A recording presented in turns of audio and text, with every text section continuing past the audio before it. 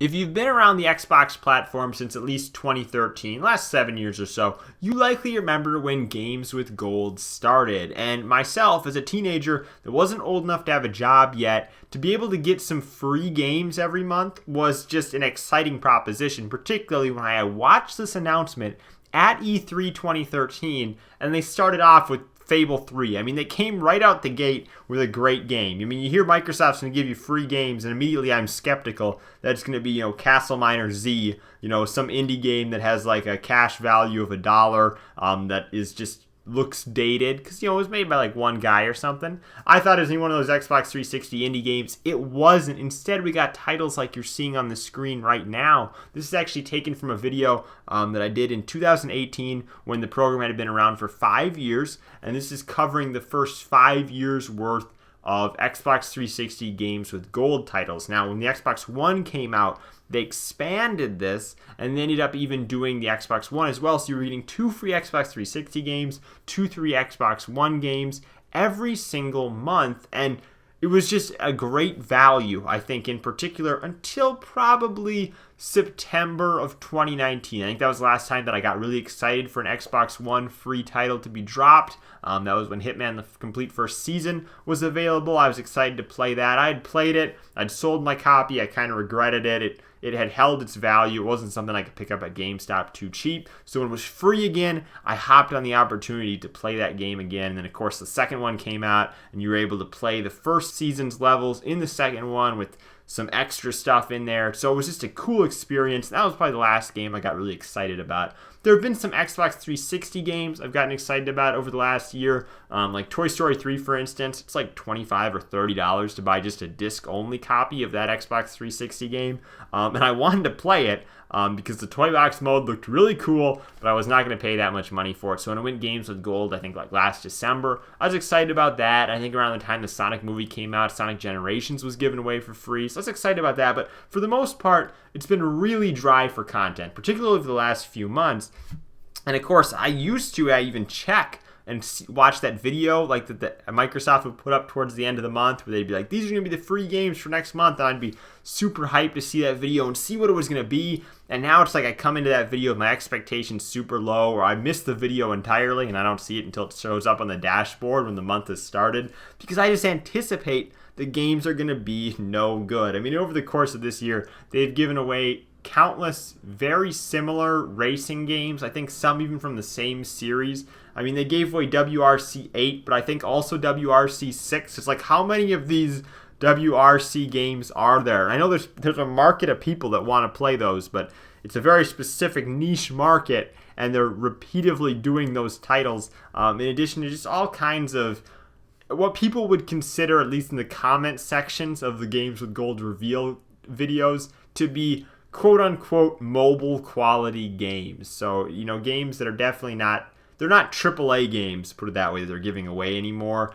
They're lower tier games. And on the Xbox 360 end, yes, they're still giving away sometimes AAA games. We're talking from 10, 12, 15 years ago, but AAA games. And I'm happy to see those. I still enjoy playing the Xbox 360, but those are becoming, few and far between as well. And then it seems like for the majority this year, they've replaced one of the Xbox 360 titles with an Xbox One title, which of course is playable on either the Xbox One or the Xbox 360, which I guess is good if you're someone that wants to play it with some upscaled textures or whatnot, added features they may have if you're playing it on an Xbox One or if you're playing it on a Series X when that becomes available, because it does make those older games look a little bit better. But I already have the games on my original Xbox, so it's not too much of a benefit to me. And of course, we see why this is happening. So when I made this video covering the 125 best Xbox 360 games in, I believe, July of 2018, at that point in time, the Xbox Game Pass had already been around for a year. It started in, I think, June of 2017. So it had already been around for a year. We were still seeing quite good, in my opinion, titles being put out on Games with Gold. And then the top comment on this video as recently as a year ago is people complaining about the quality of Games with Gold games, which I think reinforces my point that within the last year, the quality has really tanked, and maybe towards the beginning of 2019, it was taking a dive too. But for sure, by mid 2019, we were really seeing the quality start to diminish. Of course, the reasoning for this is obvious. It's the Xbox Game Pass and kind of how it is blended in with gold to create the Xbox Ultimate Game Pass subscription, which I think will become the primary service for Xbox users across the board at some point in the near future, as I think just having just a gold membership is becoming less and less intriguing for many gamers, especially when you consider the price to get into the Xbox Ultimate Gold membership really isn't that expensive even right now. So I've kind of held off on subscribing until I'm at a point where I'm like, yeah, there's a lot of games on here I want to play and I have the time to actually play them, which I don't think I'm at that point yet. And quite honestly, I don't know when I ever will be, but maybe I'll bite the bullet at some point. But my strategy was I would just buy 3 years worth of Xbox Gold at say $60 each, get a little bit cheaper on CD keys.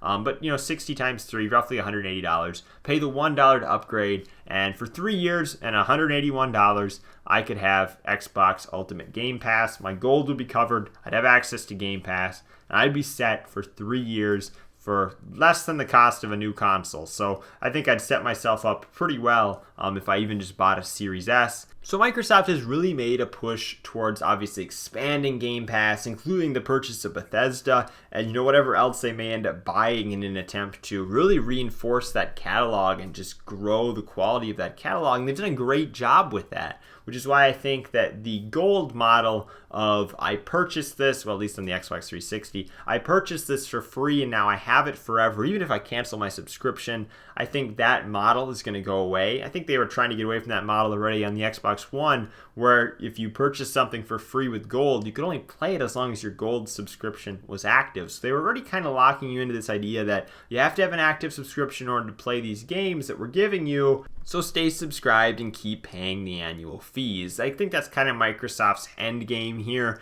I mean, they're selling a good quality console for $300. I have to imagine they're taking a loss or having no margin on the Series S, and the margins on the Series X and the PlayStation 5 probably aren't great either. Most of the time, home consoles don't have a good margin. They're relying on software sales.